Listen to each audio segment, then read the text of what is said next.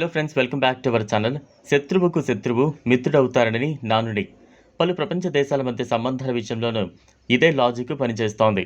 ఇప్పుడు తాలిబాన్ల విషయంలో China, Russia విధానం కూడా ఇదే. తమ శత్రు దేశమైన అమెరికాకు ఏమాత్రం గిట్టని తాలిబాన్లు ఆఫ్ఘనిస్తాన్లో మళ్లీ పాలన పగ్గాలు చేపట్టడంతో ఆ రెండు దేశాలు తెగ సంబరపడిపోతున్నాయి. పూర్తి సమాచారం తెలుసుకునేందుకు వీడియోని స్కిప్ చేయకుండా ఎండ్ వరకు చూడండి. ఓ రకంగా ఆ రెండు దేశాలు తాలిబాన్లను తమ భుజాలపై కూర్చోబెట్టుకుని ఊరేగుతున్నాయి. పాకిస్తాన్తో పాటు చైనా, రష్యాలు తమ మాటలు, చేతల్లోనూ తాలిబాన్ల పట్ల తమ ప్రేమను చాటుకుంటున్నాయి. ఓ రకంగా అమెరికాపై ద్వేషంతో ఆ దేశాలు పాముకు పాలు పోసి పెంచుతున్నాయన్న సందేహం కలగక మానదు. ఇప్పుడు తాలిబాన్లకు అంతర్జాతీయ సమాజం ఆమోదం లభించేందుకు రష్యా ప్రత్యేక చొరవ చూపుతోంది.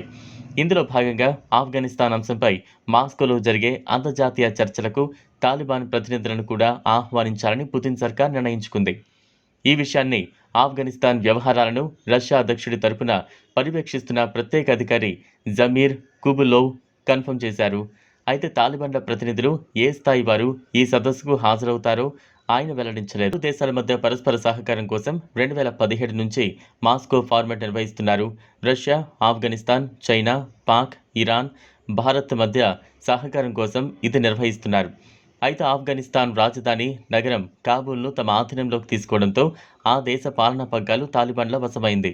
అయితే తాలిబాన్లను పలు దేశాలు గుర్తించడం లేదు. అయితే తాలిబాన్ ప్రతినిధులు పాల్గొనే ఈ సదస్సుకు ఏ దేశాలు హాజరవుతాయన్నది ఆసక్తికర అంశంగా మారింది.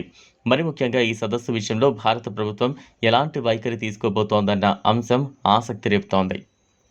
ఇది ఫ్రెండ్స్ ఇవాల్టి వీడియో. ఈ టాపిక్పై మీ అభిప్రాయాన్ని కామెంట్ బాక్స్లో కామెంట్ చేయండి. ఈ వీడియో కనుక మీకు నచ్చినట్లయితే లైక్ చేయండి, షేర్ చేయండి, ఛానల్ను సబ్స్క్రైబ్ చేసుకోండి. Thanks for watching.